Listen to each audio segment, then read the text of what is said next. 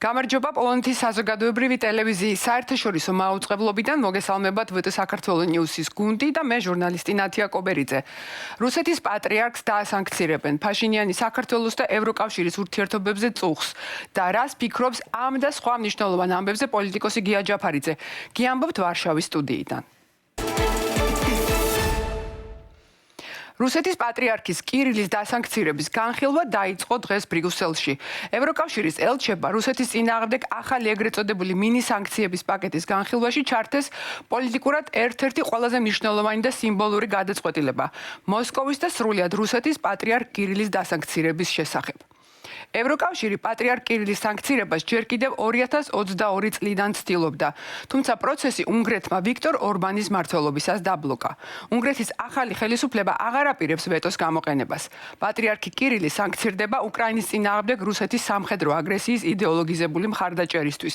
მაგალითად, კირილის მიერ ომი შეფასებულია როგორც წმინდა, ბოროტი ძალის წინააღმდეგ წარმოებული ომი, რომელსაც ღვთის მიერ მოვლენილი სასწაული ვლადიმირ პუტინი ეწევა. ევროპარლამენტის წამყვანი პოლიტიკური ჯგუფები ევროკავშირის ინსტიტუტებს მოუწოდებენ შეაფასონ ტელეკომპანია იმედის საქმიანობა და იმსჯელონ სამართლებრივ თუ პოლიტიკურ ზომებზე.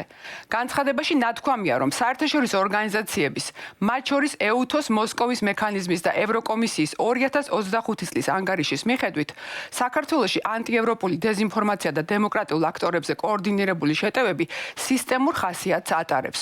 დოკუმენტის ავტორები გვიხსნიან, რომ ქართული მედიები და პოლიტიკოსების შეფასებები ხშირად ემთხვევა კრემლის საინფორმაციო მიზნებს.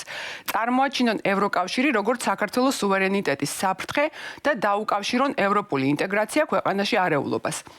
დოკუმენტის ავტორები ქართულ საზოგადოებაში ევროკავშირის მიმართ ნდობის შემცირებისა და საინფორმაციო სივრცის პოლარიზაციის ხელშეწყობაში მთავარ აქტორად სწორედ პროსახელისუფლებო ტელეკომპანია იმედს მიიჩნევენ. რუსეთის გიგანტ სახელმწიფო კომპანია გაზპრომს ყაზახურმა საარბიტრაჟო სასამართლომ უკრაინული ნაფტოგაზის სასარგებლოდ 1.4 მილიარდი დოლარის ანაზღაურება დააკისრა. რუსული გაზპრომის წინააღმდეგ 19 მილიარდი დოლარის ოდენობის ბევრი სხვა საერთაშორისო საარბიტრაჟო დავა მიმდინარეობს. უკრაინის არჩელი უკავშირდება გაზპრომის გადაწყვეტილებას აღარ გადაეხადა უკრაინის გავლით თავისი გაზის ტრანზიტის საფასური 2022 წელს ომის დაწყებიდან. ყაზახეთის სასამართლოს გადაწყვეტილება უკრაინულ ნაფტოგაზს აძლევს უფლებას გაზპრომის აქტივები იმ ქვეყნებში დააყადაღოს, სადაც რუსული კომპანია საქმიანობს ან ფლობს ქონებას. სომხეთის პრემიერ-მინისტრმა ნიკოლ ფაშინიანმა უკვე არაერთხელ გამოხატა შეშფოთება საქართველოსა და ევროკავშირს შორის ურთიერთობების გაუარესების გამო.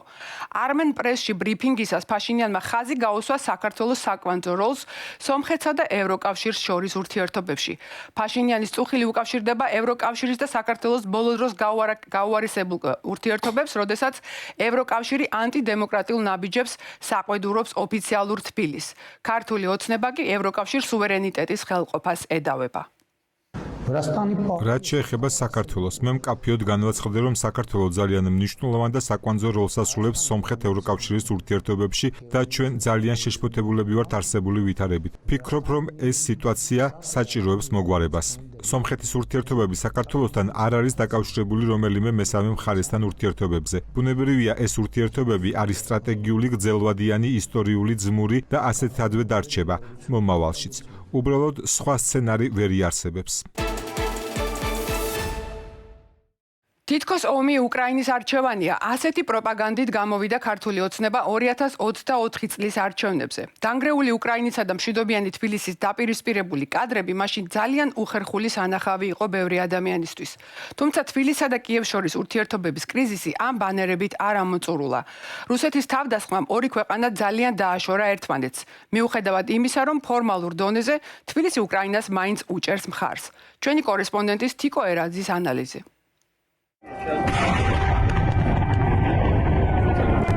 ეს ქართული ოცნების 2024 წლის წინა საარჩევნო ბანერებია. რუსეთის დაბომბვის შედეგად დანგრეული და განადგურებული უკრაინა თბილისის ლამაზი ფოტოების პირისპირ.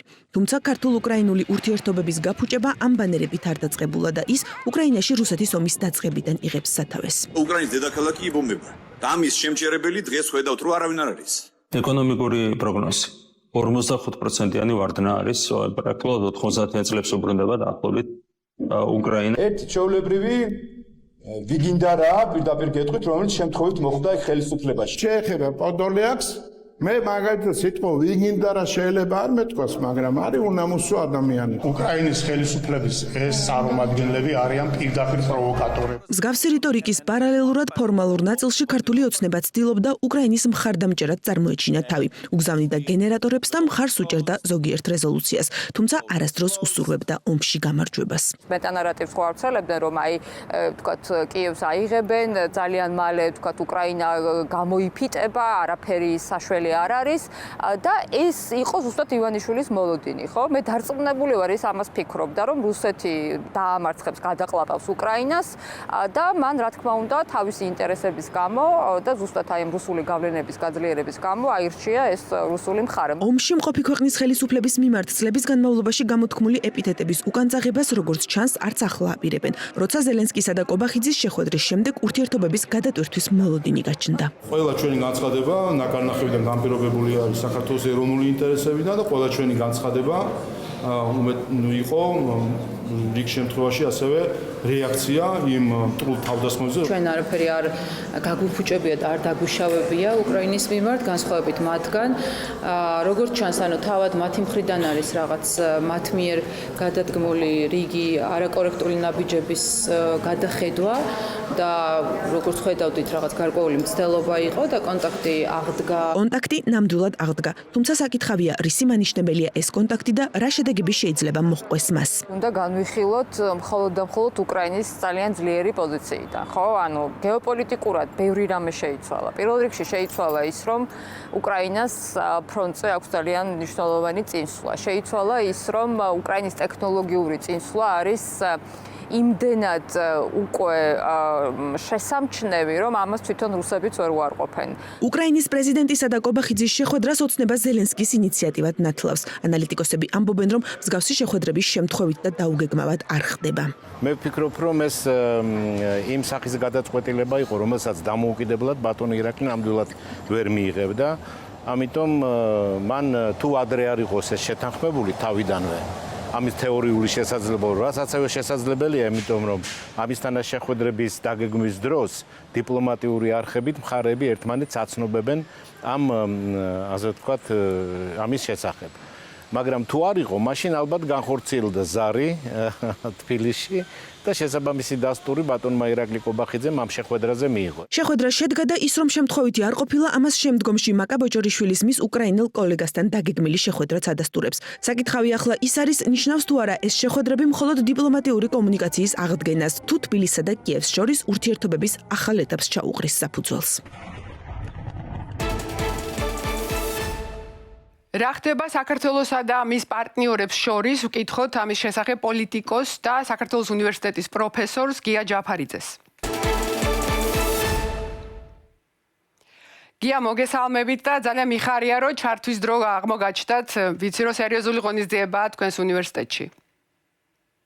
მოგესალმები ნათია, მივესალმები ტელემაყურებელს და მადლობა მოწვევისთვის. დიახ, ჩვენ ახლა ნახეთ ჩვენი რეპორტაჟი, სადაც აღწერილია თუ რამდენად გაუარესებულია საქართველო-უკრაინის ურთიერთობები, თუმცა ბოლო დროს ასევე ნახეთ პრეზიდენტ ზელენსკის ინიციატივა დაეწყო დიალოგი ქართულ მხარესთან.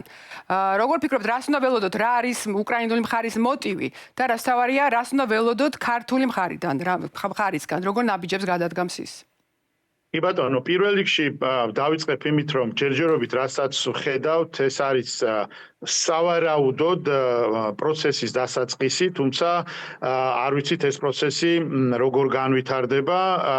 ამ ურთიერთობებში ქართულ მხარეს იმდენი შეცდომა აქვს დაშვებული, რამდენი შეცდომაც ალბათ უკრაინულ მხარეს არ დაუშვია.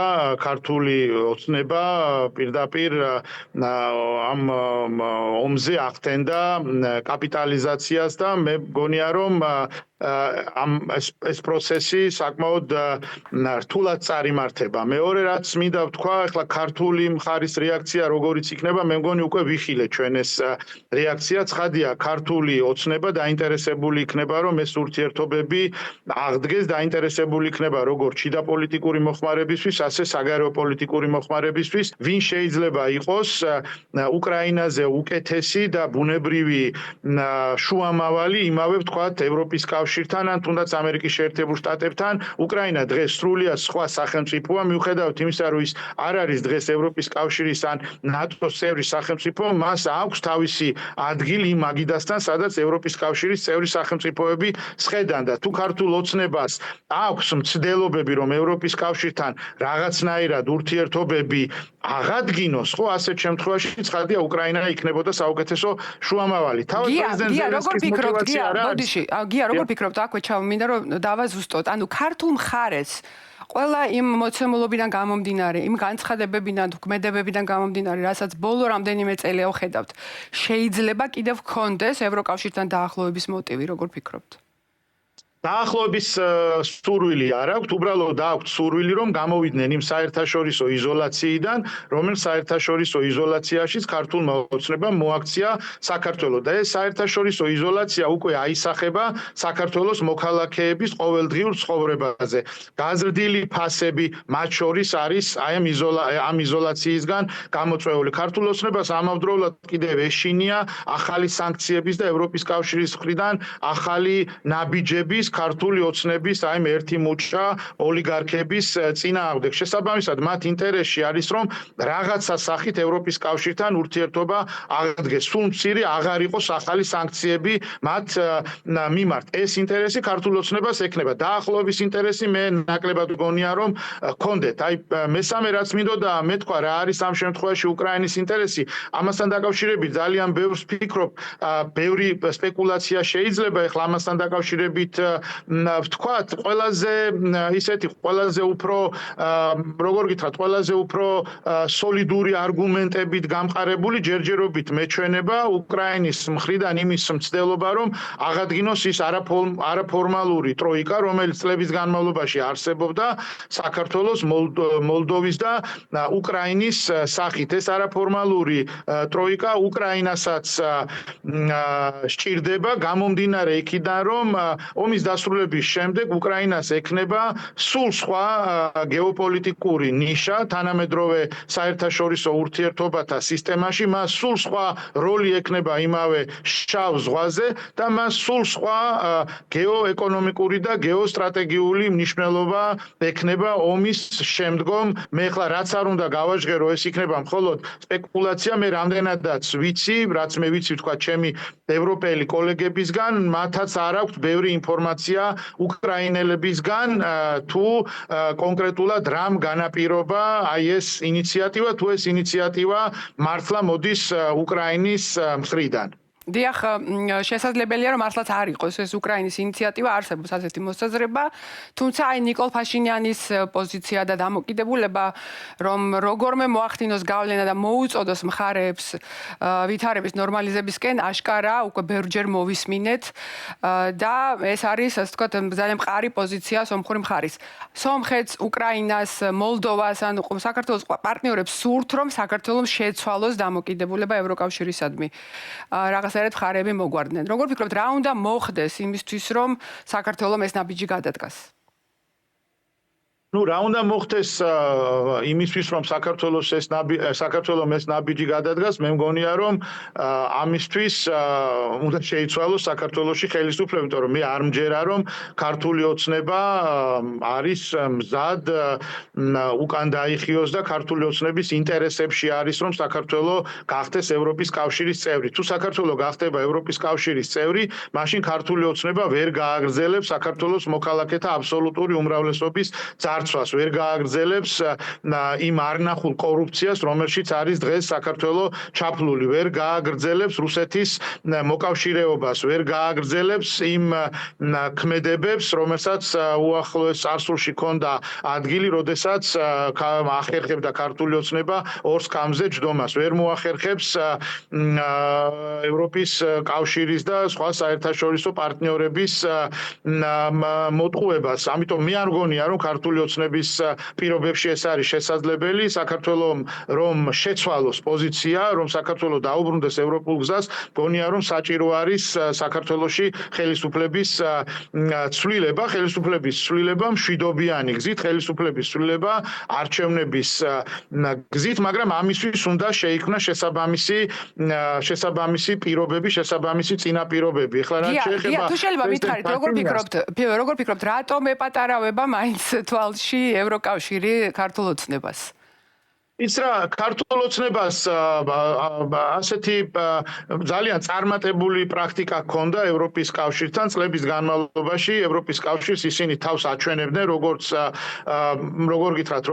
პრო-ქართულ, როგორც პრო-ევროპულ, პრო-დასავლურ პოლიტიკურ ძალად და ამაზე ევროპის კავშირი წლების განმავლობაში სიამოვნებით ტყუდებოდა. მე არაერთ დიპლომატთან მისაუბრია წარსულშიც, საუბრია დღესაც ვითარება შეიცვალა 2022 წლის თებერვალში უკრაინაში რუსეთის სრულმასშტაბიანი სამხედრო აგრესიის შემდეგ, როცა ქართულ ოცნებას მოუწია დაეკავებინა რეალურად მხარე და ამით მან ჩამოიხსნა ნიღაბი. მანამდე ეს პრაქტიკა, რასაც ახორციელებდა ქართული ოცნება ევროპის კავშირის მიმართ, იყო საკმაოდ წარმატებული და ევროპის კავშირი, ეხლა როგორ გითხრათ, ეხლა ცოტა უფრო ხალხურ ენაზე რომ ვთქვათ, ტყუდებოდა ადვილად, ხოლო თუ უფრო დიპლომატიურ ენას გამოვიყენებთ, ევროპის კავშირს ჰქონდა გადაჭარბებული მოლოდინი სრულიად უსაფუძვლო ქართულ ოცნებასთან დაკავშირებით. რასაც ვფიქრობ, კიდევ ალბათ ქართული ოცნება არის გეოგრაფიული მდებარეობა, რატომღაც თბილისში მიაჩნიათ, რომ საქართველოს გეოგრაფიული მდებარეობა არის ძალიან მნიშვნელოვანი ევროპის კავშირისთვის, როცა რუსეთის სანქციების ქვეშ არის, ირანის სანქციების ქვეშ არის, გზა აღმოსავლეთსა და დასავლეთ შორის მართლაც შეიძლება გადიოდეს შავი ზღვის აღმოსავლეთ სანაპიროზე, სამხრეთ კავკასიაზე, როგორც რუსებს უყვართ კიდევ თქმა. დიდი მადლობა. ვიმედოვნებ კიდევ ბევრჯერ შევხვდებით. ეს იყო პოლიტიკოსი გია ჯაფარიძე. შეერთებული შტატები პოლონეთში დამატებით 5,000 სამხედრო მოსამსახურეს გაგზავნის. გადაწყვეტილება პრეზიდენტმა დონალდ ტრამპმა პენტაგონის მიერ გავრცელებული ცნობის შემდეგ მიიღო, რომლის მიხედვითაც პოლონეთში დამატებითი კონტინგენტი არ უნდა გაგზავნილიყო. ტრამპმა დაწერა, რომ გადაწყვეტილება პოლონეთის პრეზიდენტ კაროლ ნავროცკისთან ურთიერთობისა და მისი მხარდაჭერის გამო შეცვალა. ამჟამად პოლონეთში დაახლოებით 10,000 ამერიკელი სამხედროა დისლოცირებული. უკრაინაში რუსეთის ომის ფონზე ვაშინგტონმა ცოტა ხნის წინ გერმანიაში ამერიკელი სამხედროების რაოდენობა შეამცირა. ამ გადაწყვეტილების მოტივად ტრამპმა მაშინ ირანთან ომში ნატოს სუსტი მხარდაჭერა დაასახელა. სურს მადლობა გადაუხადო შეერთებული შტატების პრეზიდენტს იმ განცხადებისთვის, რომლის მიხედვითაც პოლონეთში ამერიკელი სამხედროების როტაცია და ყოფნა დაახლოებით იმავე დონეზე შენარჩუნდება. ვფიქრობ, დიდი როლი შეასრულა იმანაც, რომ პოლონეთს აქვს ქვეყნის რეპუტაცია, რომელიც თავდაცვას სერიოზულად ეკიდება. დღეს ამით გემშვიდობებით ვტ საქართველოს ნიუსის გუნდი ბედნიერ შაბათ-კვირას გისურვებთ. გვჯერა, რომ ევროკავშირი საქართველოს მომავალია. ნახვამდის.